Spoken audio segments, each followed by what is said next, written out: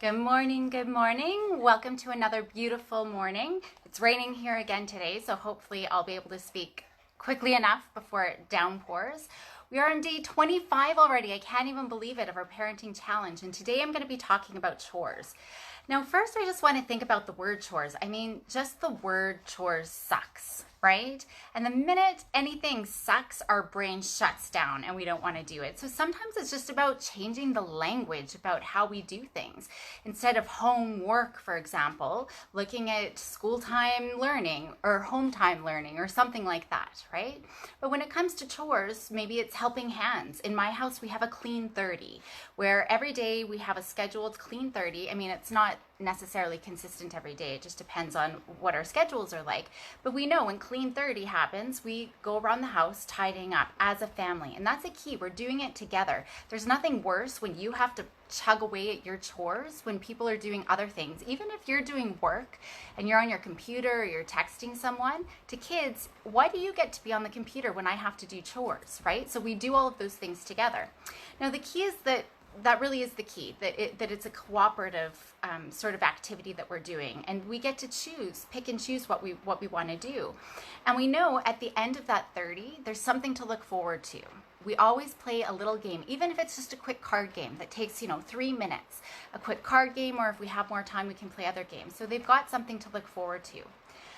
You might be sick of hearing this, but the problem-solving piece comes in handy here again. At our family meetings on Sundays, we make a list of all the chores that need to be done during the week, and we write each of them on a sticky note. And then the kids pick and choose what they want to do, and we kind of go in alternating. So Maya gets to pick one, Willow gets to pick one, I pick one, Daddy picks one, then Maya picks. So we all kind of get our first pick round, and then the second round we just go like that. Not that there's only usually a couple anyways. Then we put all of those stickies up on a wall.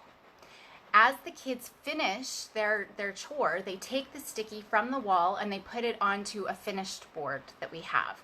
So then we have a visual representation of what still needs to be done, and we already know who's responsible for it, and it's their responsibility, right? So everyone gets a choice, and we're doing it together, right? And it's all done collaboratively. And we're trying to do all of our chores at the same time.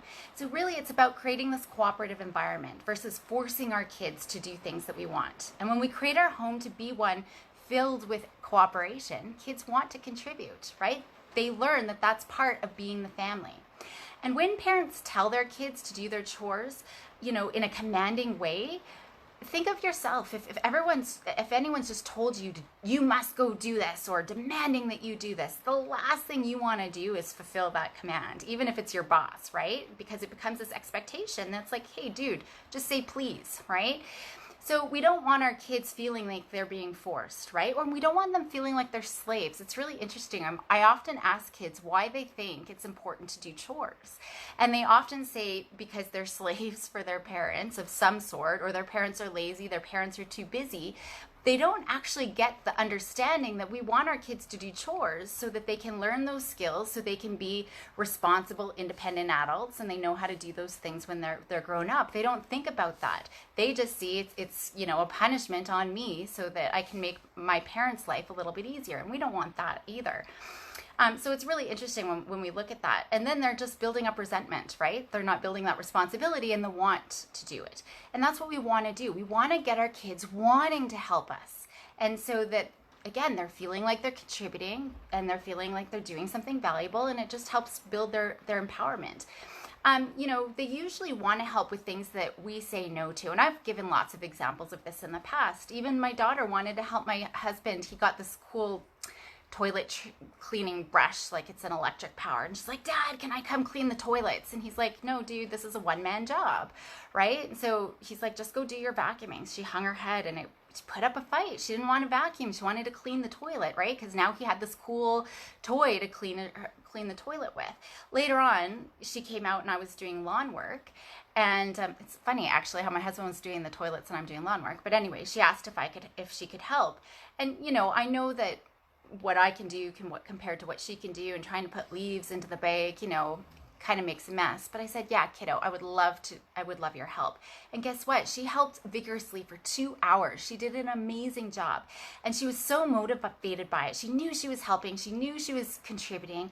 She skipped out. Daddy had made pizza and was sitting down with pizza with her older sister. And Willow was like, no, I need to go to the dump with Mom to take this garbage, these leaves and everything away. And so she skipped out on pizza so she could help me. So she was beaming. I mean, yes, she had pizza later on, but she wanted to come with me and finish the job.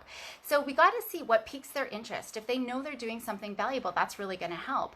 And what if we're more like Mary Poppins or Huck Finn, right? Making chores into a game. Mary Poppins said something around, in every job there must be done, there's an element of fun. Something like that, right? So how can we make these chores fun? You're only limited by your own creativity. I often say that. So maybe if they're vacuuming, it's pouring baby powder on the carpet, right? So they can actually see where they need to vacuum, especially in those tricky parts that they might be missing. Maybe it's having a challenge. You never want to challenge the kids against each other, right? We don't want to compare in the sibling rivalry and all of those sorts of things, but maybe it's an adult versus kids, right? So they have to work together. Maybe it's just putting on your favorite music. Everyone gets a turn, having 10 minutes with their favorite music or those types of things. So there's lots of things that you could be doing, and those are the big chores. Now, of course, there's daily things that kids must do, like putting the dishes away, cleaning up dog poo, all of those types of things that I find we get into a nagging, it's easy to nag over and to get into fights over, which we don't want to do either. But again, this comes back to the lesson that I taught about consequences. With every right and privilege and freedom, there comes responsibility, right? I love Dr. Michael Unger. He's from Dalhousie University. He's a resilience researcher, and he talks about a lot of this, the consequences, the natural consequences. Choosing their responsibility comes with these freedoms. So in his example, his son, had to set the table every night. And it came to a point, it was just fight, and the son really didn't want to. So Michael was like, okay, kiddo, you know what? You don't have to. Part of having dinner together is we are all contributing to getting this dinner ready and then cleaned up.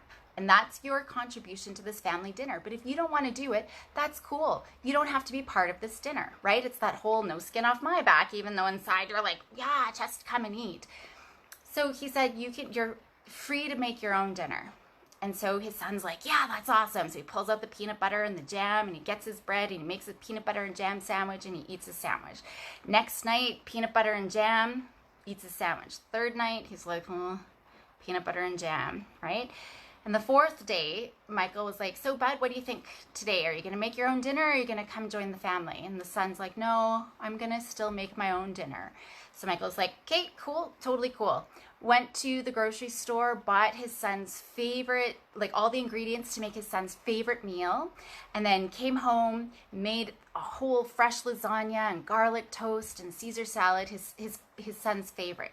But his son had already made the decision, I'm gonna be on my own, one man, one kit, right? And Michael followed through with that. And that's really important. A lot of times with behaviors, we'll see kids will be like, oh, no, I didn't mean it. I'll be good. But they already made that choice in the first place. Just like his son made his choice. You know what? I'm going to have my peanut butter and jam sandwich. And he did. He had his peanut butter and jam sandwich while the rest of the family ate his favorite meal. And guess what? The next morning when Michael's like, okay, bud, what's going to happen today? Just so I know how many people I need to cook for. The son's like, you know what, Dad? I want to join family dinner. So within 4 days, his son came back and decided, you know what, this responsibility is worth it. And so those are the types of things that we want to make sure that we're combining, right? So I think that's really important. So problem solve. Talk with your kids about what those rights and privileges and responsibilities are. If you didn't watch Stephen Covey's Green and Clean yet, be sure you do. Just go onto YouTube, type in Green and Clean, Stephen Covey, and you'll see he talks about stewardship. Right? So we give our kids a chore, a task, and now we're not standing over them micromanaging. We are teaching them how to be responsible and take that on over themselves. So thank you for joining me. Go have a wonderful day with your kids and start looking for these opportunities. Where can we make chores fun? sitting down with your kids and saying, these are the rights and privileges, freedoms, but comes responsibility. Talk about all of those things. See what if you can make a plan with your kids. Maybe you're doing that 30 or putting the sticky notes. It's gonna take a lot of experimenting, right? The first way isn't always the right way. So you're gonna try lots of different things until you get into a groove. Keep it up. Have a wonderful day, and I'll see you tomorrow. Bye-bye.